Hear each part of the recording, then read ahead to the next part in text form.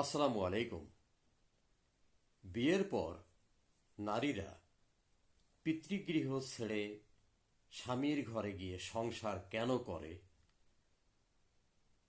এটা একটা বড় প্রশ্ন। যদিও এ প্রশ্নের উত্তর একটা সহজ উত্তর আছে, যে সৃষ্টিকর্তার বিধান, এ কারণেই নারীরা স্বামীর গৃহে গিয়ে সংসার করে। কিন্তু এর একটা যৌক্তিক ব্যাখ্যাও রয়েছে। আমি আজকের আলোচনায় এই যৌক্তিক ব্যাখ্যাটাই করব ইনশাল্লাহ।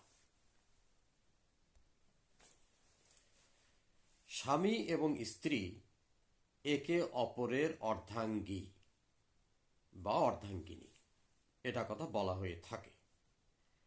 অর্ধাঙ্গিনীর বা অর্ধাঙ্গীর অর্থ হলো এই, যে দুজনেই একে অপরের পরিপূরক, কেউ বেশি নয়, কেউ কমও নয়। অর্থাৎ দুটি অর্ধ অঙ্গ মিলে একটি পূর্ণাঙ্গ অবয়ব তৈরি হয় সংসার জীবনে। এখানে নারী এবং পুরুষ উভয়ই মানবিকভাবে বেঁচে থাকে এবং মানবিকভাবে নিজের অভিপ্রায় ব্যক্ত করে, মানবিকভাবে নিজের চাহিদাগুলো পূরণ করে নেয়। কাজেই এটা অর্থ দাঁড়ালো যে অর্ধাঙ্গী হল একে অপরের পরিপূরক, অর্থাৎ একজনের চাহিদা আরেকজন পূরণ করবে। যে কারণেই মহান আল্লাহ তাআলার বিধান অনুসারে একজন নারী বিয়ের পর স্বামী গৃহে গিয়ে বসবাস করা শুরু করে এবং তার ভরণ পোষণের যাবতীয় দায় দায়িত্ব স্বামী বেচারা গ্রহণ করেন। এখানে একটা শেয়ারিং এর ব্যাপার আছে, এর জন্য যে অর্থনীতির ব্যাপারটা, পরিচালনার ব্যাপারটা, ভরণ পোষণের ব্যাপারটা কেন এককভাবে স্বামীর উপর দেয়া হলো। নিশ্চয়ই একটা কারণ আছে, কেননা মহান আল্লাহ রাব্বুল আলামিন যিনি সৃষ্টি করেছেন মানুষকে, মানব জাতিকে, তিনি সবচেয়ে ভালো জানেন যে মানুষ কিভাবে বসবাস করলে শান্তিপূর্ণভাবে বসবাস করতে পারবে এবং কিভাবে বসবাস করলে তারা নিজেদের চাহিদা পূরণ করতে পারবে এবং একে অপরের পরিপূরক হিসেবে বেঁচে থাকবে। এবং মহান আল্লাহ তাআলার আর একটা বিধান এর মধ্যে রয়েছে, তা হল যে মানব ধারা, মানব সৃষ্টির যে ধারা, এই মানব ধারা যাতে অব্যাহত থাকে, এ কারণেই তিনি কিন্তু একটা ন্যায্যতার ভিত্তিতে একটা ব্যবস্থা করে দিয়েছেন, যাতে স্বামী স্ত্রী একে অপরের পরিপূরক হয়ে সংসার জীবনে বসবাস করে। এবং এই সংসার জীবন যাপন করতে গিয়ে একে অপরের ন্যায্যতা, একে অপরের চাহিদাকে মূল্যায়ন করবে এবং একে অপরের সাথে মিলেমিশে সংসার জীবন যাপন করবে।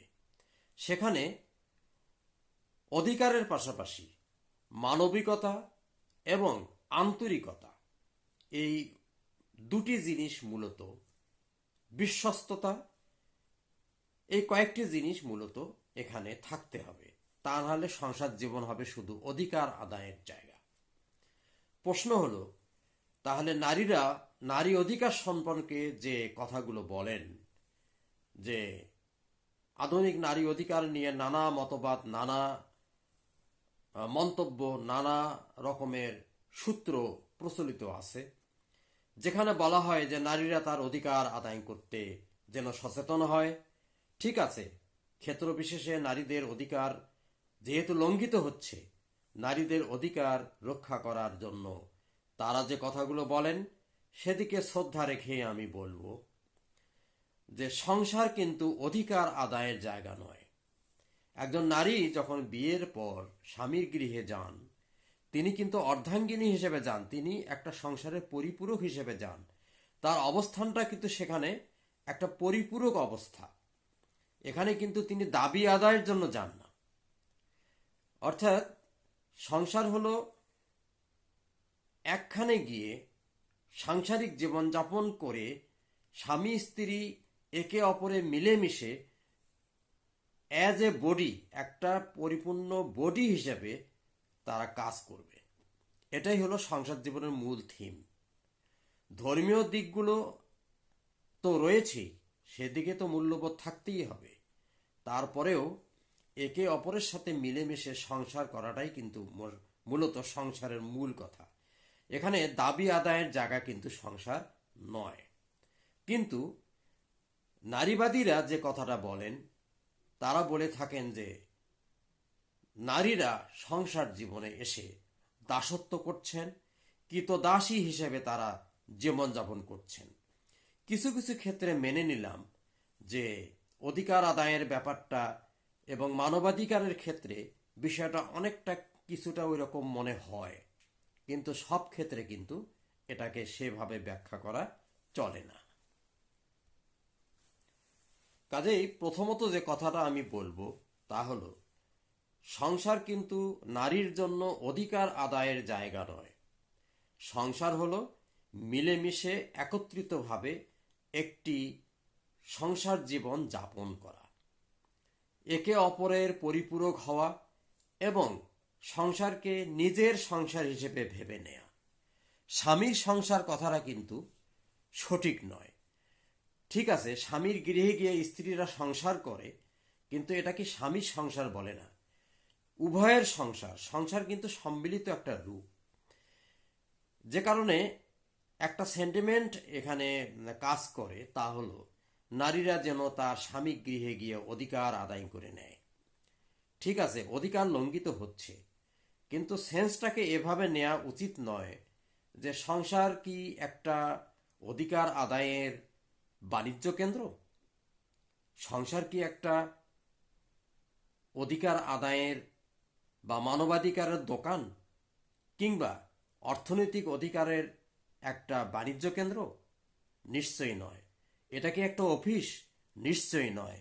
বরং সংসার হলো একটা সম্মিলিত আন্তরিকতার স্থান, যেখানে সংস্কৃতি থাকবে, একে অপরের উপলব্ধি থাকবে, একে অপরের প্রতি স্নেহ, মমতা, প্রেম, ভালোবাসা থাকবে। কেবল অধিকার আদায়, আমি কে পেলাম, আমি কি পেলাম না, এই যুক্তি নিয়ে যারা চলেন, অনেক নারী কিংবা অনেক পুরুষ এটা করে থাকেন। কিন্তু সংসার জীবন যাপন করতে গেলে, শান্তিপূর্ণ সংসার জীবন যাপন করতে গেলে সবার আগে যেটা প্রয়োজন সেটা হলো আন্তরিকভাবে নিজের সংসারকে নিজের হিসেবে মেনে নিয়ে সংসার জীবন যাপন করা। আজ এ পর্যন্তই। ধন্যবাদ। খোদা হাফেজ।